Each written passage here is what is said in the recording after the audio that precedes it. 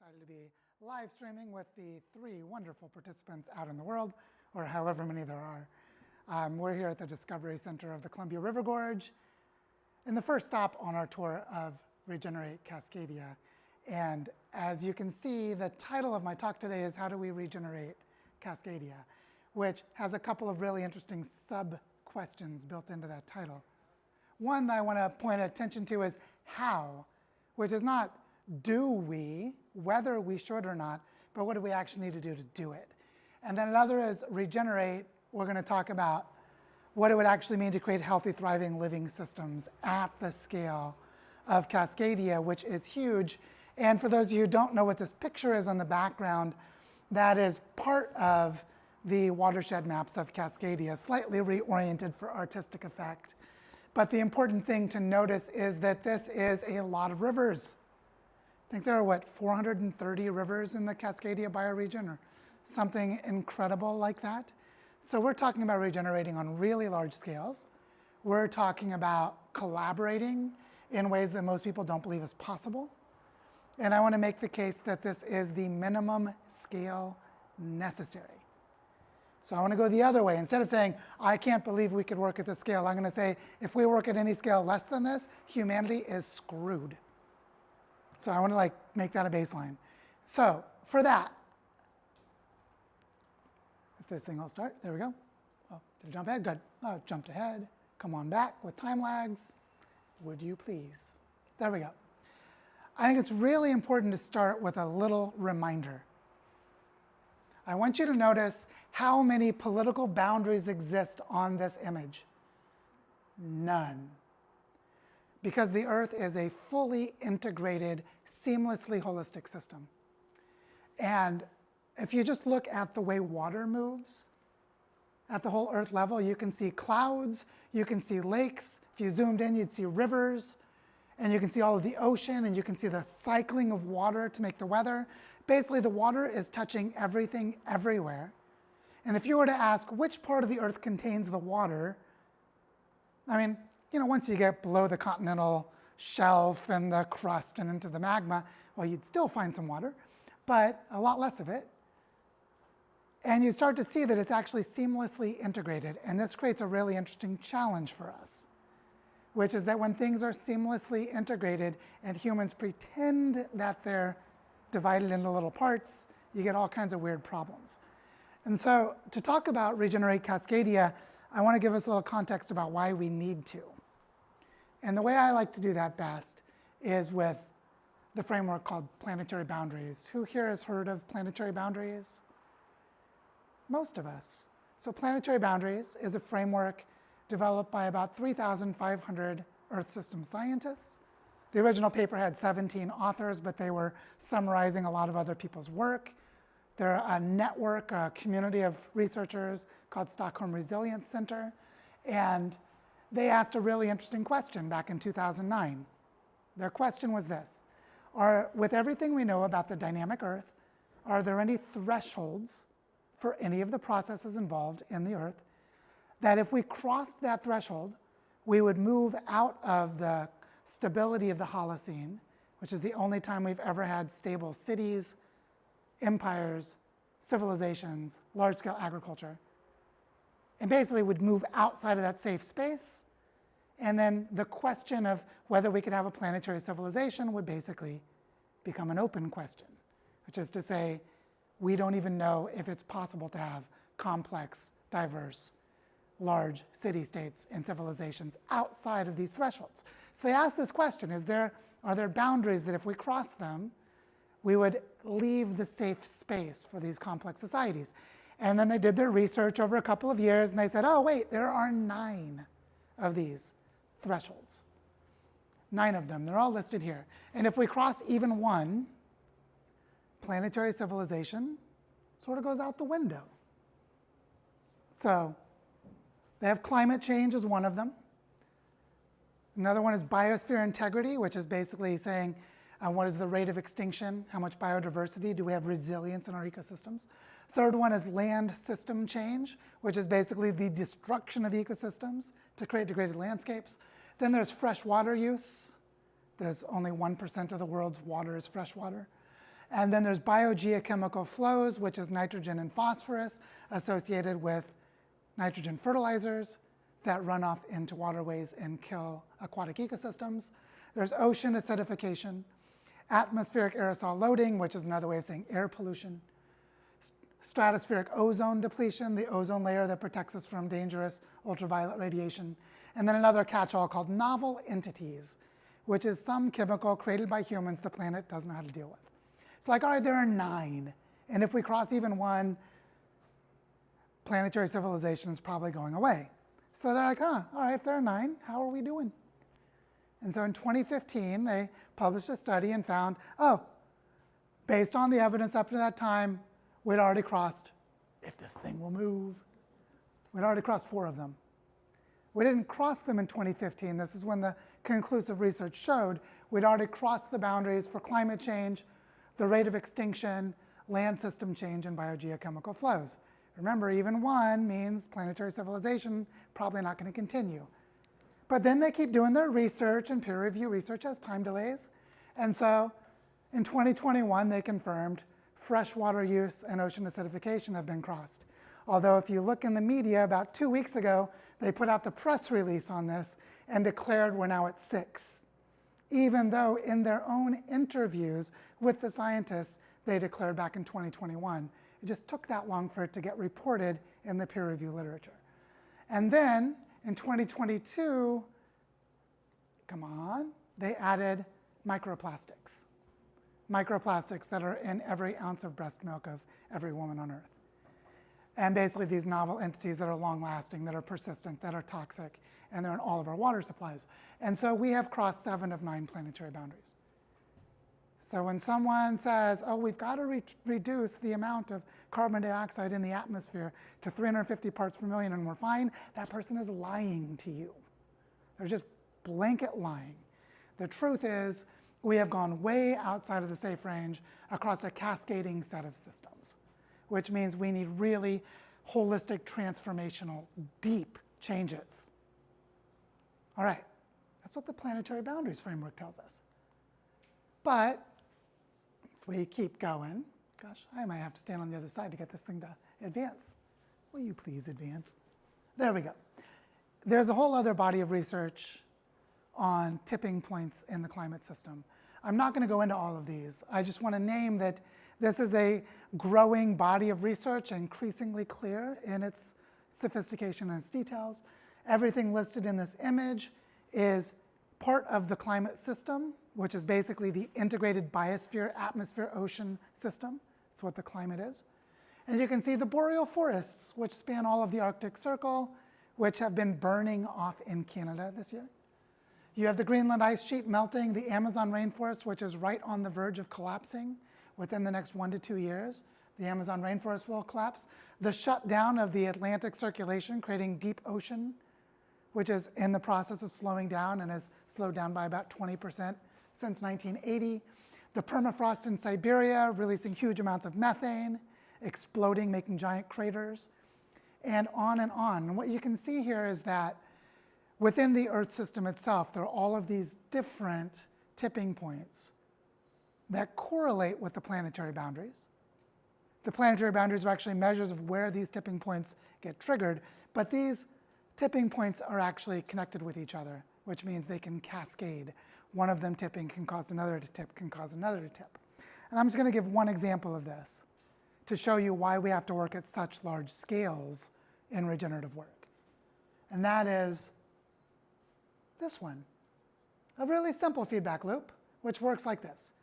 If you look at the ice in the Arctic Ocean during the Northern Hemisphere's summer, and you say, okay, there's global warming, the Arctic gets warmer, the ice melts. As the ice melts, there's a reduction of Arctic sea ice. As the sea ice is reduced, you go from 90% reflective surface to 90% absorbing surface, and you have the ocean absorbing more heat, which creates more warming, which is an amplifying effect. So what happens when there's no longer ice in the Arctic Ocean? What's called the blue ocean event. And the answer is that that temperature exchange in the Arctic Circle is connected to the jet streams, which are what give us our stable weather patterns, which is as the blue ocean event occurs, you have chaos ensue across the jet streams of the Earth. And I just want to draw attention to this one. This pattern right here should be really familiar to all of you, because this is why it rains in the winter in Seattle and Portland. Is that this omega, this capital omega shape, is a stable pattern that sets up in the subtropical jet, the mid-latitude jet stream, which is a ribbon of air moving around the Arctic Circle. And as it sets up this pattern, it creates your multiple months of rain that happen every year in this region. So Cascadia's definition as a climate region is this stable pattern of rain. So what happens when the Arctic is ice-free is that this becomes chaotic, which means your like characteristic pattern of climate for this region is fundamentally altered. So this is just an example of how a tipping point in one part of the Earth changes something in another part of the Earth, which has long-lasting effects. And there are many, many more examples like this. The point I want to make, though, is this one. The Earth is a holistic, integrated system with cascading relationships and with time delays, which is that what happened 30 years ago can cause you to move to a tipping point that then later has a consequence that is measured in a different part of the world. And what this means is that there is a systemic risk associated with these interdependencies. See, breakdown unfolds across space and time for different mechanisms and different causation. It's ridiculously complicated. But there's a silver lining to this story, which is that if there's systemic risk from the interdependencies across the Earth, then you can build systemic resilience by knowing how the different parts of the Earth interact with each other. And the level of quality, the advancement of knowledge in Earth system science is showing us how to restore the stability of things like jet streams, how to restore the stability of ocean mixing processes, how to restore the stability of what's called the biotic pump, which brings all the moisture into the South American continent with the Amazon rainforest. And as we're learning more and more about how this works, we can start to see how to regenerate at scales that move up to the scale of continents. And so the silver lining in this is that if we understand how different parts of the Earth relate to each other, then we can have an intervention, which means regenerative practices in one place that will have beneficial or stabilizing effects to other places. And so the secret to this is to understand that there are nested levels of reality. And so something I learned as I traveled around the world looking at regenerative projects, saw lots of great regenerative projects. We're at Atlan looking at a great regenerative project this week. And I saw they're all defined by a plot of land, by the boundaries of that land, because of the legal realities of how land ownership works. And what I observed is that there are these fantastic projects, this amazing permaculture project, this beautiful regenerative farm, this beautiful conservation project, whatever it is, it's always defined by a plot of land. But the plot of land has another reality, which is that it is embedded within larger ecological connections. For example, it might be in a watershed where water from upstream drains across the land and drains out across the land below. Ecological connections larger than the plot of land. Those ecological connections are organized around holistic landscape features like watersheds, like estuaries, like mountain ranges, like ecozones, where you can have a type of soil and a type of climate. And so these holistic landscape features are stable parts of the self-organizing of land, but they're larger than the scale of the plot of land. And what's interesting is those holistic landscapes are always embedded within planetary processes. Just the air moves in, the air moves out. You know, you have these dynamics that move up to the planetary scale. And so the lesson from this is if we can understand that the solution is not at any of these scales, then we can start to see where it really is. The solution is the relationship between scales. Is that I have my plot of land that is ecologically connected to someone else's plot of land, and I can cooperate across plots of land.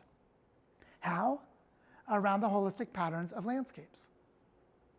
which is the landscape can organize the plots of land. And how do we understand how the holistic landscapes work? We look at the larger Earth system processes that shape what can happen in those places. As an example, the snowpack in the Cascades that comes from the rains off the Pacific. You have larger planetary scale processes that help you understand what happens in those landscapes. And then you start to see that what we need to do is work across scales. We need to have very clear ways of collaborating in between scales. And this leads to a really beautiful and elegant and simple statement that's incredibly important, which is that anything that happens anywhere on Earth happens somewhere. Now that might sound like a sort of silly tautology, I just claimed what I was saying. But the fact that everything happens somewhere means that place really matters. Place really matters. So if you look at something like this, the North American continent, you're like, where are we? Oh, right there. We're in a place. Right now we're in the Columbia River Gorge. We're at the transition between the Cascade Mountain Range and the Columbia Plateau. And we're in a connection as the Columbia River moves through it. And so we're in a place. And when we understand our place, we understand how it's connected out to the rest of the world, then we can start working across scales. So, how does place work? Turns out place has lots of interesting things to work with. For example, every place has geologic history. It tells you what kind of a tectonic plate, what kind of soil, what kind of shape does it have. Right? There's a geologic history. There's also an ecological history.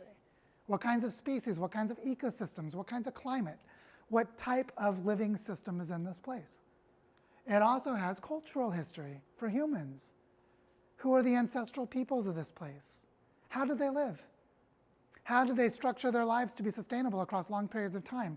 All of this becomes design inputs for regenerative work. Is you can work with the geologic, the ecological, and the cultural histories. And what this gives rise to is the story of each place. Each place has its own story. For those of you who know the Regenesis group, they have a nice method for creating your story of place. And what's interesting about the story of place is that it's not a story in the past, it's a story happening now, which is that we are storying. Because as we understand our story of place, we start to develop whole system understandings of our place. What kind of a place is this? What happens here? How does it work? And these whole system understandings enable us to imagine regenerative futures. They enable us to create scenarios and visions for what we want this, those of us here, what do we want this place to be? And as we pull together this knowledge of our places, and we create holistic understandings, and we start to engage in collective actions around scenarios of the future, we are regenerating our landscapes. What's interesting about this is that landscapes have natural patterns to them. This is from Google Earth. It's turned around sideways. North is that way.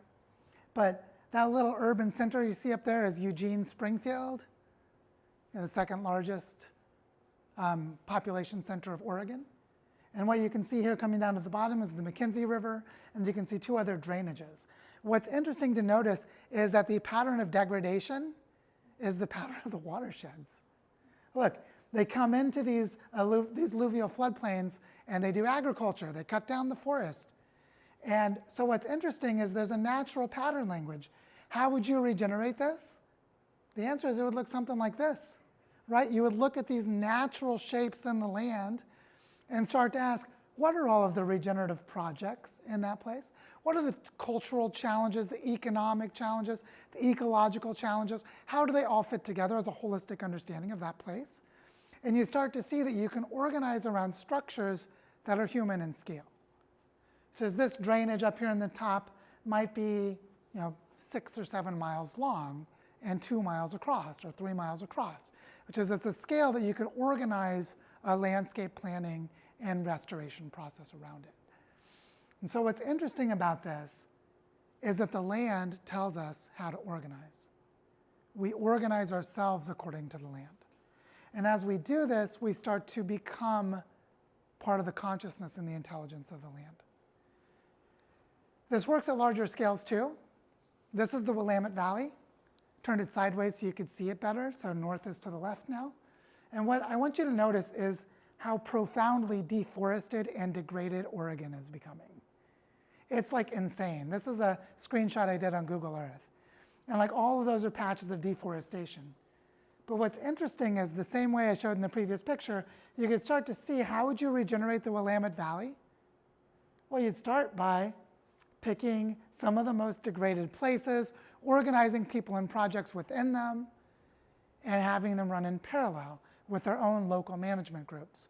And they would start restoring the drainages into the Willamette Valley. And then you're moving up to a larger scale by organizing local projects within landscape features that are embedded within larger landscape features. And in the same way, if you look at something as big as the Columbia River Basin, you can see right there is the Willamette Valley.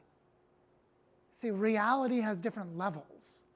And in this case, one of the really important large-scale features, a Cascadia bioregion scale of feature, is the Columbia Basin. 258,000 square miles with how many rivers draining into it? 200 or something? I don't even know, it's huge. But what you can start to see is that this, which feels impossible to manage by itself, starts to make sense when you look at it from the local up. So if I go back, like, oh, well, we started in Eugene, and we started organizing around these watersheds. We go out to the Willamette Valley, they all start organizing themselves, and pretty soon we're organizing that part of the Columbia Basin. And now you see how to organize the rest of the Columbia Basin, is you just keep repeating this pattern across different parts of it. It's a fractal. It's already naturally organized. So you organize around the patterns of nature. And when we do this, we can start to see that this is a powerful way to organize local landscapes. Really powerful way. And so we can start to imagine, what if there was a mycelial web of this kind of organizing spreading across Cascadia? So for example, here we are on the Regenerate Cascadia tour, going to different places. Maybe each of them starts organizing themselves this way. And then some other people on another part that we didn't visit get word of it, and they start organizing this way. And then we see that we can start to organize across the entire Cascadia bioregion. Place by place, locally organized, coordinated across, held within the nested levels of reality. And then you start to see what the future looks like. Notice how this map doesn't care where the border is between the US and Canada. Doesn't care where the border is between Idaho and Wyoming, or Oregon and Washington. Irrelevant. What matters is that the land is already organized around the flow of water. Already. You don't have to organize it that way, it already is. We have to organize ourselves to correspond with it. And so what this means is there is a way, there's like a logic to looking at how landscapes are structured. They have nested levels of reality. They go all the way up to the planetary scale. And if we organize place by place in a coordinated fashion, we get to a scale that actually matters. Because one of the big questions is this global local thing. It's like, if I do this little thing here, how does it make a global impact? And the answer is, it doesn't, unless it's linked across scales through natural organizing patterns, which already exist, and there they are. And so what this means is that there are ways of structuring how we regenerate bioregions. There are ways of structuring it. And so I want to talk a little bit about that. Going back to land, you have a story of place for each piece of land, but if you start organizing the regenerative practices around land, you'll start to see things like, we need a way of learning. We need a coherent way of learning and teaching.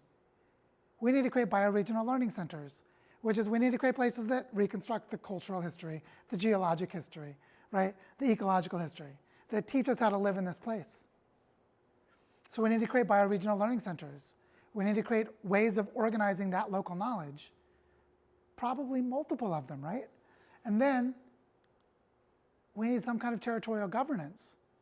We have to set priorities, criteria, agendas, scenarios. We have to be able to say, how do we make decisions? Who makes the decisions? Who's we? How do we allocate resources? Whose resources? Where do they come from? Where do they go? We need ways of governing these processes, of managing them. So we need to create territorial governance.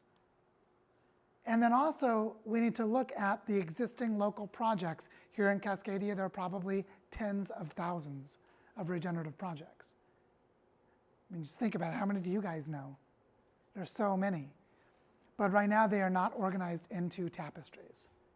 They're not organized into mycelial webs. And so as we look at the organizing pattern of landscapes, we say, well, we don't just map local projects, we convene them. We help them integrate with each other around this approach. And we don't just have learning centers, we have ecosystems of learning. We have mycelial webs of learning organized around the landscapes. And this will start to look like an indigenous knowledge system, and that's not an accident. And so what you can see is there are structures and patterns that make sense for how to do this. So let's start to see how this works. One piece of this is that we have to understand how to design for cooperation, for shared purpose, for collective identity, for joint decision making, for how to resolve conflicts. And these are all things about being pro-social, which is ways of learning how to work together. Turns out humans are really good at working together. We don't see that much evidence of that within our neoliberal, capitalist, fascist kinds of corporatist systems that are designed to break our natural cooperative tendencies. But humans are actually really good at teamwork. And so we have to apply that knowledge to these kinds of processes. And so to really get into this, I want to just give a simple definition of a bioregion, like a starting point, so we can start to see why bioregions are the way to organize. And so first of all, what's a bioregion? It's just two words shortened into one, biological region turned into bioregion. I like doing this little semantic trick because it lets us start to see what a bioregion is. If a bioregion is the spatial geography in which the whole life system of a population of a species can exist, meaning it's the biological region or the geographic region for the biology, which is the living system of that species, then you can start to see a bioregion as the entire context in which a life system can function for a population. I like to use the example of starfish. This is a picture off the coast of Oregon. You guys have probably all been to those tidal pools. They're beautiful. And like, what's the bioregion for a starfish? What is its geography for the whole life system of the starfish? And the answer is the intertidal zone, right? Between the low tide and the high tide and the tidal pools is where the starfish live. Why? Because all their food is there. They have habitat, right? They can reproduce, they can raise young, and they have a flourishing and healthy life system. So the biological region, the bioregion, is the spatial geography and all of the functions of ecology for the flourishing of a population. That's easy to describe for a starfish. It's more complicated for humans, because for humans, we add social organization, model of technology, cosmovision, culture, politics, economics. And so the bioregion of humans has this like ecological definition together with cultural identity, which makes it more complex, but also makes it much richer. And so when we think of it in this way, we can start to see that a bioregion is actually a whole system model for its own regeneration. Because a bioregion is the whole context of life for the population, which means the bioregion is the model. And I mean it in like the scientific sense, a scientific model. Just how do you know how the bioregion works? You study it. As you study it, you see how it works. And you're like, oh, these economic patterns for this ancestral population of this indigenous group had this trade network. And that was part of the ecological function of their culture. And what was the terrain? It was this territory that they had. And you start to see that it's a model for its own regeneration, which is that it tells you how it sustains and reproduces itself and how it achieves systemic health. And so if we start to think this way, we can imagine a planetary network of bioregions, which is humans reorganizing ourselves as whole life systems in our place with learning exchanges between places. Just every place needs to be organized as a bioregion, and the bioregions need to be able to learn from other bioregions, because we only get one shot at this. And then you can start to see the need for a planetary network of bioregions. So what needs to happen is this, sort of in simple terms, is we have to like recreate the conditions for living locally in terms of material flows, integrated life systems, thriving of families and communities. Basically, we have to create healthy, thriving, local living economies. But we have to do it everywhere on Earth. What I love about this map, this is a map of ecozones, which is like types of ecosystems based on soil, climate, and type of ecosystem. The reason I like this map is it shows us there's a great diversity of them. See, the different colors are for different kinds of ecosystems, which means human bioregions should have cultural diversity, right? The people living in like an open plains grassland will have a different kind of ecosystem than a tropical rainforest. They'll have a different kind of culture, different kind of economy, which tells you we should be evolving our cultures with our landscapes, and they should be diverse, which is the way that they have been for 99% of human history, because 99% of human history was hunter-gatherer, nomadic, or some other kind of indigenous.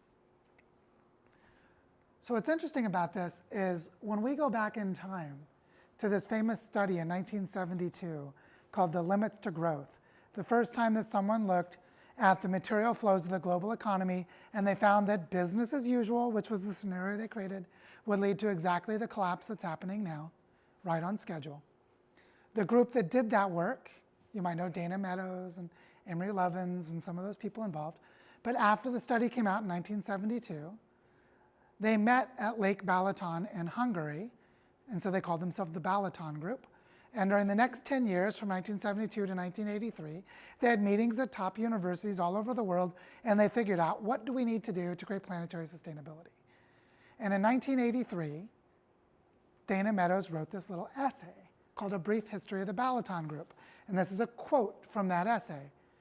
Vernon Rutten, who is a member of the Balaton Group, said this: "Each agroeconomic region is so unique that the concept of transfer of technology is irrelevant. What's relevant is the transfer of the capacity to develop technology and institutions that are consistent with the cultural endowment and resource endowment of each region, which is to say each place needs to figure out how to build its own institutions to manage its own resources for its own well-being." Vernon Rutten was an agroeconomist, so this was a perspective he took. But then Dana Meadows, who was the lead author of the Limits to Growth study, said this. This is in 1983, she said this, 40 years ago. Said, out of all of this work over these 10 years, out came a vision of a number of centers where information and models about resources and the environment are housed.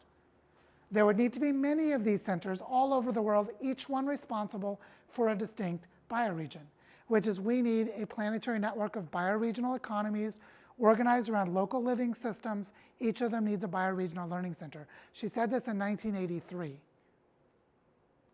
you know what has been learned between then and now that changes this? Nothing. Which is to say, 40 years ago, the best minds working on sustainability knew how to get to planetary sustainability. And instead, technocratic, reductionistic, rational management frameworks said, let's reduce all of this to the amount of carbon dioxide in the atmosphere. 350 parts per million. So that they could keep their empire in place. Just to say, for 40 years, this has been the best way to get to, the only way to get to planetary sustainability is to organize around local living economies with their own learning ecosystems about themselves. I was 6 years old when that essay was written. I got gray hair now. So how does this work in practice? What does this look like? I want to show you a little of it, of what we're doing in Colombia. This is a topographic map of Colombia. And you can see the colored-in area, which is about 500,000 hectares of land, or about 1 million acres, which defines a regional climate system. It's got a unique kind of ecosystem called the High Andes tropical dry forest. It's the only one of its kind on Earth. 80% of the species only exist there. They're endemic, don't exist anywhere else. And it's more than 95% deforested and becoming a desert. And so we have this place where we're trying to restore a regional climate system at a bioregional scale. That's what Barichara looks like. It's beautiful. its tourism slogan is the prettiest town in Colombia, which is probably true. It's really beautiful. This is a picture taken from Bioparque Moncora, which is a community reforestation project here in the foreground. Just wanted you to get a little sense. It's a beautiful, beautiful place, but it's also heavily deforested and is becoming a desert. So what we started doing is we started identifying projects within the landscape and then weaving them into a tapestry through cooperation and creating a design school around how to regenerate the bioregion. So how do we restore the dead rivers? All the rivers here are dead. They either have no water, or if they have water, there's so much contamination in them that nothing can live. Every water flow in this whole landscape is dead. So we have to restore the rivers. There's almost no soil left. After the deforestation on these steep slopes with the clay underneath, it's just massive erosion. So we have to restore the soils. There's very little ecological connectivity because of the deforestation. So we have to restore the biological corridors and restore the ecological connectivity.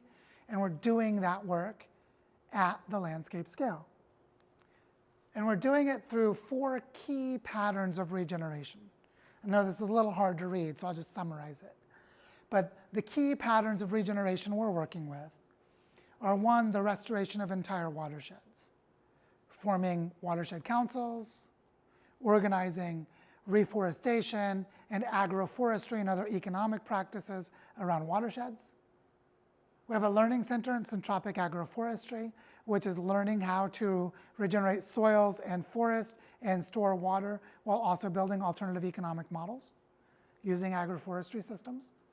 The transformation of local food systems, which is to integrate and connect and create collaboration among all of the farms, which in this region are actually mostly agroforestry because of where they are in the tropics.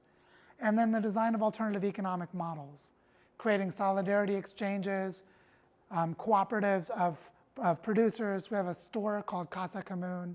It's also prototyping its own community currency and doing lots of other things. And with these different patterns, you can start to see that we can organize how the projects in the landscape represent key processes. Like, how does this project help increase connectivity ecologically?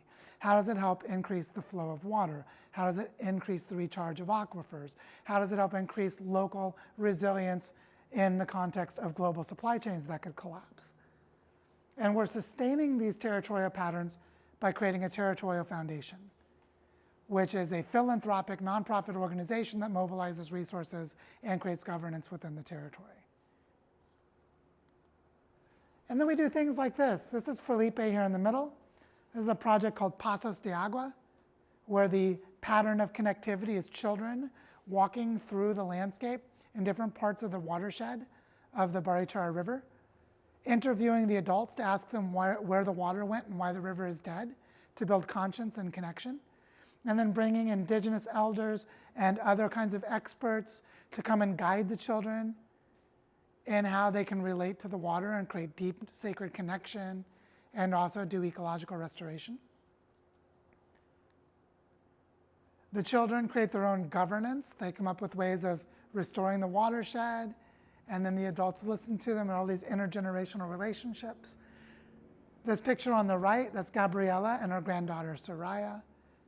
This is one of the other things we do is when we have important conversations in the community, we place the children in the middle of the conversation so that we know who we're doing this for. And so when these children grow up, they'll know what the adults were talking about when they were kids. And that makes us honest and builds the integrity we need to do this work for the long term. And what's interesting is when you start looking at specific projects like this Bioparque Moncora, which is this project right here, this is the community reforestation project, you start to see it's next to other projects like Fundación Montechico, which is agroforestry and cultural heritage, doing workshops and creating natural textiles. And now it's connected with Casa Común, which is a place that's prototyping alternative economic models.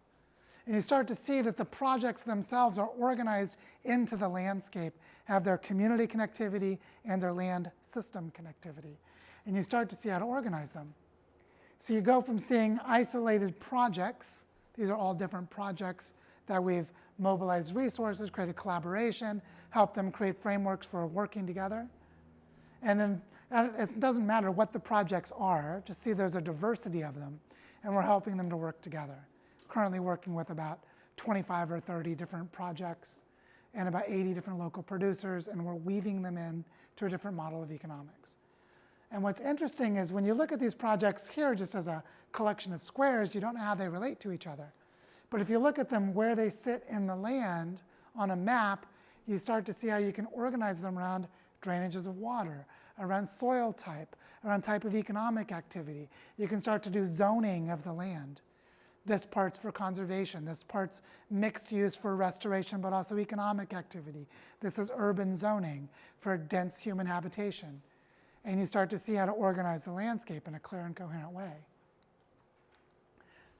So what this tells us is that we can organize ourselves around landscapes and organize our projects and map them and weave them. But then how does the bioregional learning happen? How do we create this way of learning together?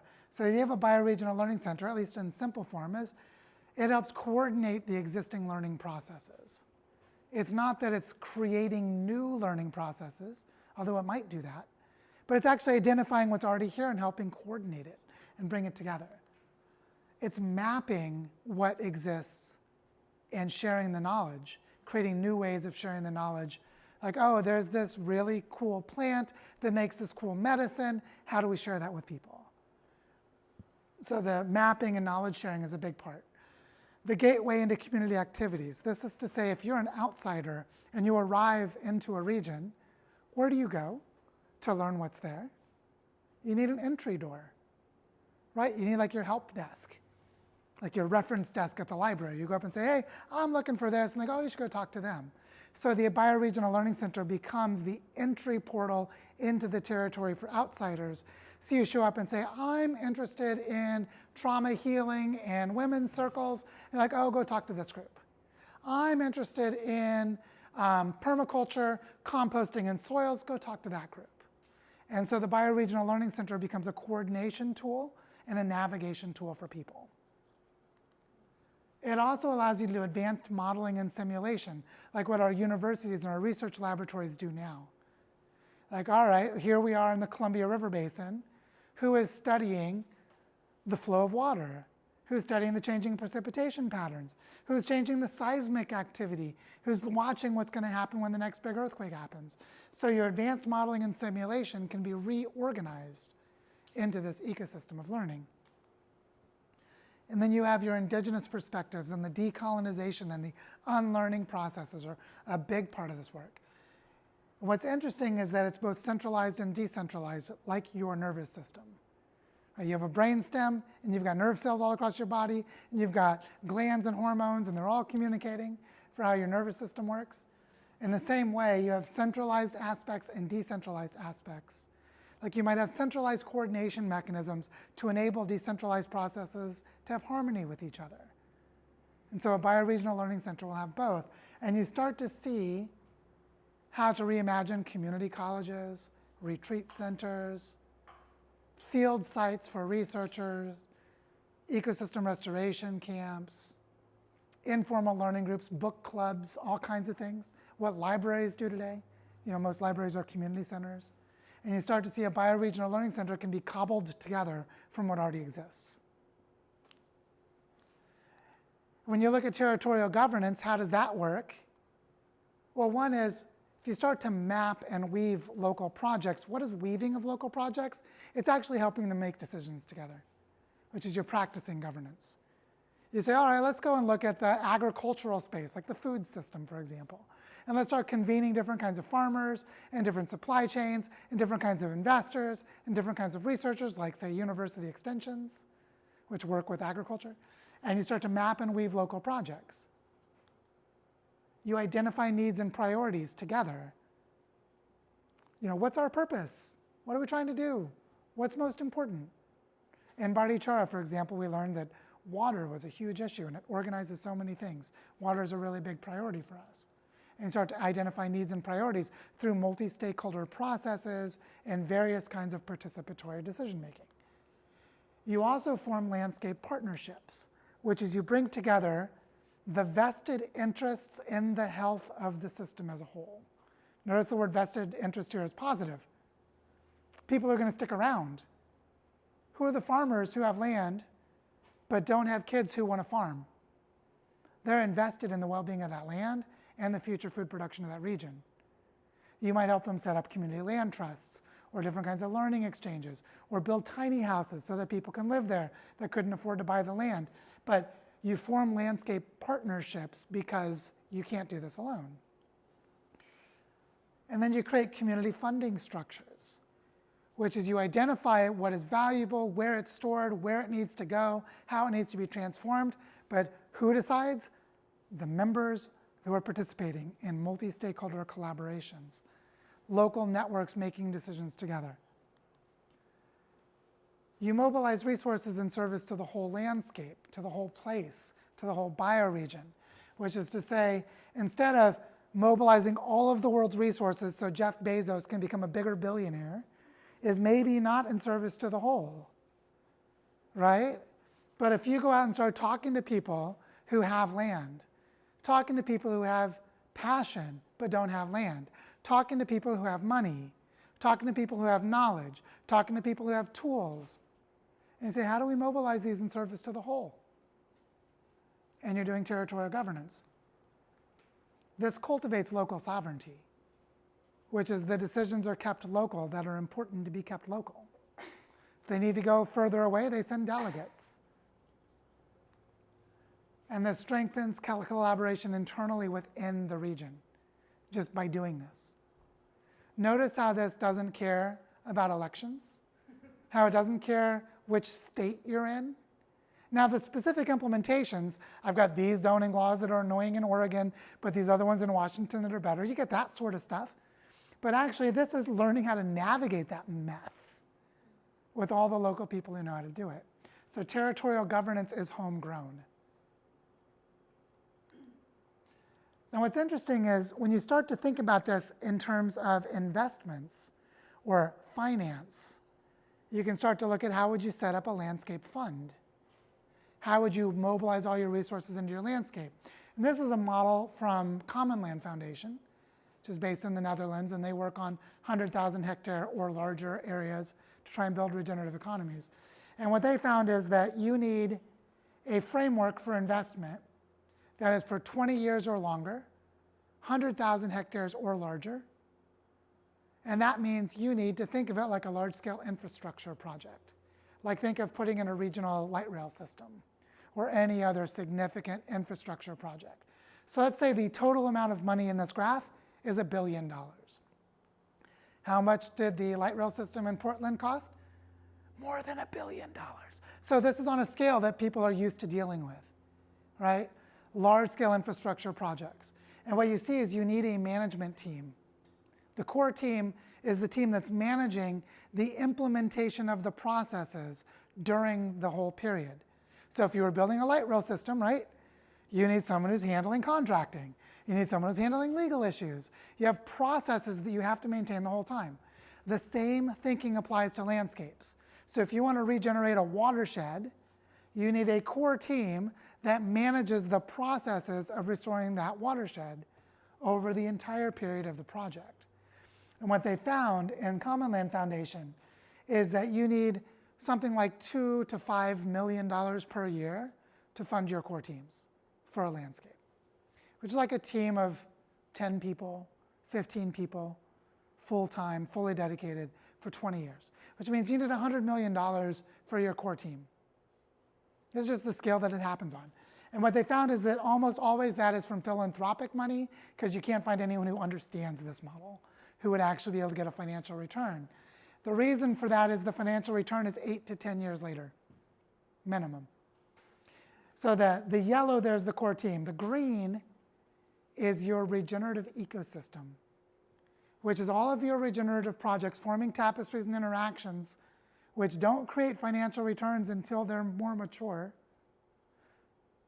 that you actually need to invest in public goods infrastructure to the tune of multiple millions of dollars per year for each landscape. And only after about 8 to 10 years does your regenerative economy start to take off, which is that your regenerative businesses are viable and you can create a marketplace of exchange. And only then, in their experience at Common Land Foundation, do local governments start to get this model and invest in it, which is you'll have a really hard time finding subsidies in your local government for this model because they've never seen it before. Luckily, there are other parts of the world that are now farther ahead that are demonstrating this model. But what's interesting about this is that you can start to see, like, here we are in the Columbia River Gorge. Okay, you're going to need $500 million to start building a regenerative economy here. How much did the Dulles Dam cost, or the Bonneville Dam? More money than we're talking about right now. So this is actually less money than what's being spent on a terrible economy. And so we have to build to this capacity. And that means we have to be able to translate into the language of dumb investors, which is a big part of what Common Land Foundation is doing, is finding language that people who don't get ecology can still understand, which is part of where this comes from. But what's interesting is when you start to put all this together, put together the Bioregional Learning Center and the learning ecosystem, the territorial governance processes, the portfolio of local projects, the pro-social capacities for them to work together, and you start to see you have a bioregional investment platform. What is a bioregional investment platform? It's a portfolio of projects organized within a landscape that create a robust circulation of value and exchange among the projects in that landscape in service to the whole landscape, which de-risks it, which diversifies it, which does all these things that various kinds of investors care about. But let's maybe think of the kind of investor we most care about, which is like mothers. Mothers invest in the future life of their children and their communities. What would it mean to be a mother investing in the bioregion? Does it mean, a safe internal environment in the womb, prenatal, healthy social environment postnatal, right? You start to see that we actually are really accustomed to investing in the future. And what we need are robust investment vehicles for how to organize and structure how we support our regenerative projects. And we organize them around landscapes. What's interesting is this starts to show us a bioregional regeneration model, which is you have your bioregional learning center and your territorial governance. You have some kind of integrated landscape management, organizing things across the landscape, and this creates the robust circulation of value within your local economy. That's the engine of your local economy, your economic development. And the way this works is really, you weave the people and projects around their landscapes. And then you grow their cooperative abilities because they probably don't have very many cooperative abilities now. So you have people convening, people mapping, people supporting because the local projects are probably at capacity, right? And then you deepen their organizational capacities, institution building of a different kind. And this is how you birth a regenerative economy, is you just do this in every place. And now we can start to look at things like the river sheds of the Salish Sea and say, what if we had a bioregional investment platform for every one of those? What if each of them was organized with its own watershed council, its own map of regenerative projects, its own bioregional learning ecosystem, its own territorial governance processes, mobilizing resources and service to the health of the whole, and you start to see how to build the regenerative patterns of the bioregion. What's interesting about this is that it opens up some really interesting healing opportunities. Because not only do we organize around watersheds, we organize around cultural identities. So here is a map of language families of indigenous languages across the Salish Sea. You might notice they already have naturally organized territories that aren't that different from this. They're a little different because ecology and culture are not the same, but they actually overlap in a lot of ways. You can start to see they've organized around major watershed clusters. That's not by accident. They co-evolved with their landscapes, which means you can already see territorial governance is a collaboration with First Nations people, and that bioregional learning is collaborations with First Nations people. And a lot of this cultural healing and trauma healing work is implicated, meaning it must be done as part of this work. So this makes that healing process right at the core, puts it right at the core of economic development, where it belongs. And now you can start to see the logic of our Regenerate Cascadia tour. in 30 days, Brandon and Claire have helped a lot of local groups to start to organize themselves. And here we are on the Columbia River down here, and we're going to Eugene, then to Portland. We actually took out the Brooklyn part, but that's okay, still on the map. Up to Olympia, right? And we're going to be doing this tour around. And the idea is we want to have this conversation in all of these places to get them all thinking in parallel about how to build their own bioregional learning centers, their own territorial governance, their own tapestries of projects, their own bioregional investment funds for their places in collaboration with the other places.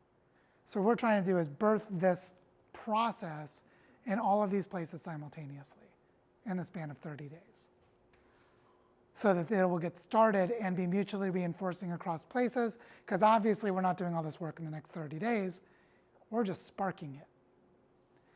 And that starts to show you why the Regenerate Cascadia tour is about creating a pattern language and a shared narrative for how we go about doing all this work. Now I just wanted to go to the little bit larger scale because in addition to Regenerate Cascadia, we have the Design School for Regenerating Earth. So you can start to see that as big as that is for Cascadia, that's also just one part of the planet. And what's interesting is we've already started this process in the Great Lakes. We started in the Greater Takaranto bioregion in southern Ontario, and the Finger Lakes and Genesee River in upstate New York, and the Cuyahoga River in northeastern Ohio. And we're starting to propagate this pattern across the Great Lakes. What that means is local organizers are entering into this logic and collaborating with each other. And so we're starting to work on the Great Lakes, which is a major basin of North America. Penny and I and our other co-conspirator in crime, Benji, did a tour from the headwaters of the Colorado to the Sea of Cortez in Mexico and started activating conversations across communities in the Colorado basin. They had a landscape leaders retreat about a week ago where landscape organizers in different parts of the Colorado basin are coming together around this vision. Here we are doing it in Cascadia right now. And you can start to imagine, where do we go from here? Well, maybe we add the Mississippi basin. And now we're regenerating continents. We regenerate continents by having local organizing processes that are fractal, that are scale appropriate. And then we start to see that this can happen anywhere on Earth. We can create bioregional networks on every continent, locally organized, locally governed, locally funded, and collaborating with learning exchanges between them. And then we're moving toward regenerating the whole planet. And so the Design School for Regenerating Earth, this is the way we wrote it when we started. We started in March. It's new.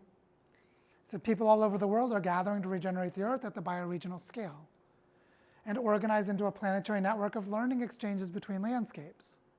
All of this is being done in service to the regeneration of the entire planet. And you can see the logic underlying this is what I said earlier. The thing that's so scary about the breakdown of stability of the planet, those interdependencies that are breaking down our stable climate, that are breaking down the health and well-being of the Earth. If we anchor to places, in plural, places, we can organize around how to restore the health of planetary processes. And this is how we restore planetary health. So if you want to join the design school, you can go there. My book's all about that. I got copies over there.